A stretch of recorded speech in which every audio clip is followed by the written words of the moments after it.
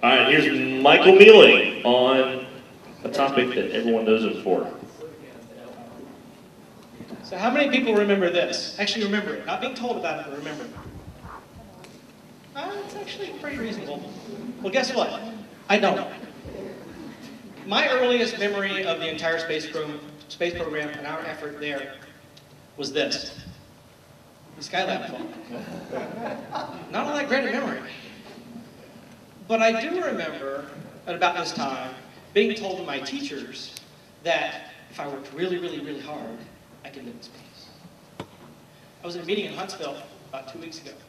Saw a NASA educator tell her 10-year-old kids that if they worked hard one day, they might live in space. And I'm like, what the fuck? What am I, chopped liver? So this kind of ticked me off a little bit. So I'm waiting for the next slide to come up because, okay. So one of my questions is this.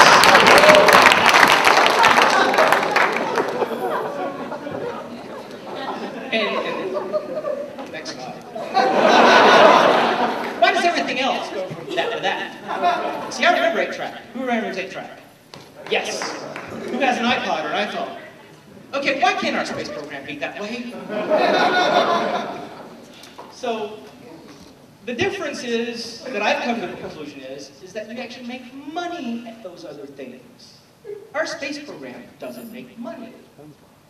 It uses all of our tax money, but nobody actually makes money at it, so it's actually hard to build a business and go somewhere.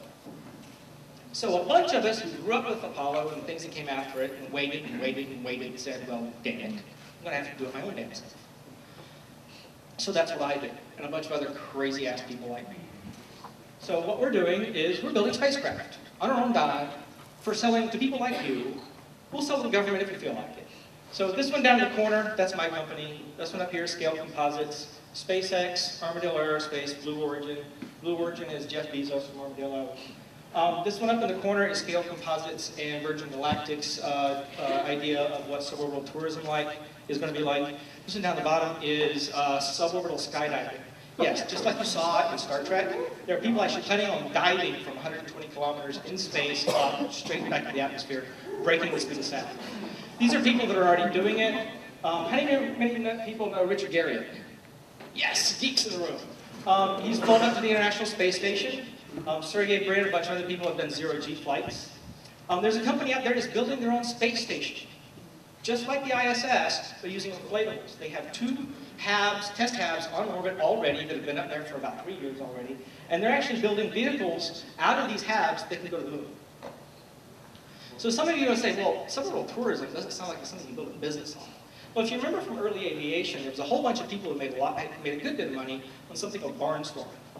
That's what built up all the experience we had in aviation that allowed you actually to build a business out of it. So the conclusion that we're coming to is space is becoming much bigger than NASA has ever thought it was going to be. Part of the problem that we're running into right now is that NASA's space program is completely unaffordable. This is a commission that just a few weeks ago came to this conclusion, that if Santa Claus brought us the entire NASA program as a Christmas present, we'd have to cancel it because it would be too damn expensive to run. So, as I said, what the fuck? So one of the recommendations that they're actually thinking about making is that NASA gets out of the space transportation business entirely. We turn it all over to the commercial sector. Profit. So we might actually get somewhere. The places they're thinking about going are Phobos, the moons of Mars, Phobos and Deimos, asteroids, actually doing a loop-de-loop around Venus. Some actually very interesting places, but everything from the moon in is actually handled by commercial services, companies like them. One of their conclusions that they came to, which is very important, is the only reason you actually spend this much damn money is to go settle the damn thing. We're not going there for science, which is great. We're not going there to explore, which is great. We're going there to live and die and make babies and dirty it up the way we do things. But companies like mine and all those other ones, we're not waiting on NASA. We would like them to come along for the ride, but if they're not, we're going. Would you like to come with us? As an aside, this image is the Hubble Deep Field. Each one of those dots you see is a galaxy. This is only 1/28 millionth of the total sky. There's a big damn universe out there. Let's go explore.